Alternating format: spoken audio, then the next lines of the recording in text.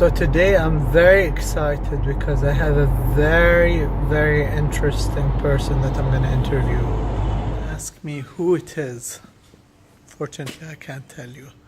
Just come with me. Hello. Hello. Aussie Bits. How are you? Come in. Thank you, thank you. Welcome. Thank you. Come to my humble office. Come on in. Come on in. Welcome. This is where I spend all my life. Hi Wafa, how are you? Can you talk a little bit about your work? How did you start? I started my company 7 years ago. I started it from London, from my Notting Hill apartment. I turned my apartment at the time into an office. And I completely capitalized on the fact that I was in this thriving, exciting city. So I started a magazine. The magazine worked PR-wise, didn't work revenue-wise. So we got people calling us to wanna utilize our services. So this was a huge aha moment for me. I decided to create an agency that offered services really to fund the magazine. What ended up happening is the agency took off. So the company is called Obai Hill. Obai is the beginning of my last name, and Hill is Notting Hill, which is where I started the company. So I moved to Bahrain 2010, so it's been 7 years. So there were a lot of challenges in coming to Bahrain or making that transition to operate from Bahrain. On the one hand, it's a really welcoming, supportive environment.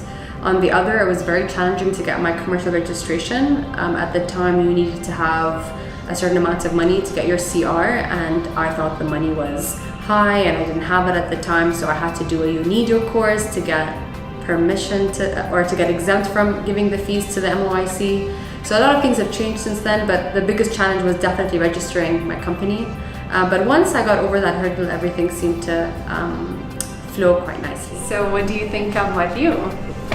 This is Bahrain's one of the most stunning skylines.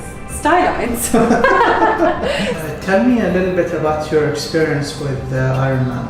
Every year I take on one big challenge, and for the last 2 years it was Ironman. And I always loved running and sports. I used to play football 3 times a week, and when that got a bit too strict, as in with timings, I wasn't able to attend all the training sessions, so I missed out on the games. So I started running because you can really run anywhere. And then I got a little bit bored, so I started joining some races. I did a 5K race, a 10K race. I got hooked into this incredible, amazing running community in Bahrain who are so high on happiness, and it's a very addictive space in a very positive way. And then somebody said, why don't you try the Ironman, and you can swim, cycle and run. It seemed like an amazing challenge. I saw one Ironman video online, and again I got hooked, and then I decided to venture into this sport.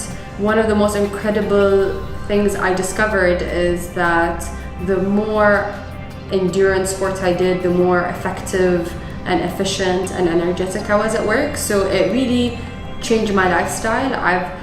Once you have a goal like Ironman, you're able to really focus, and I'm quite goal oriented, so it forced me to really outline my quarterly, monthly and yearly goals with the company. So is it true that you fired your brother? No, he's still stuck with me though. No. But he's awesome and he gels really well with the team, so I'm really lucky as well. Absolutely. So what's the deal with the all women's office space? So I'm big on women empowerment. I think in communication as well, in marketing, I found that there are so many women that are like-minded and we share very similar values. It's been so much easier to meet and find and source these incredible women to work with. To be honest, I do hire on merit, and I just have found that I enjoy working with women, but also women I found that women have been the best in the positions that I've been looking for specifically.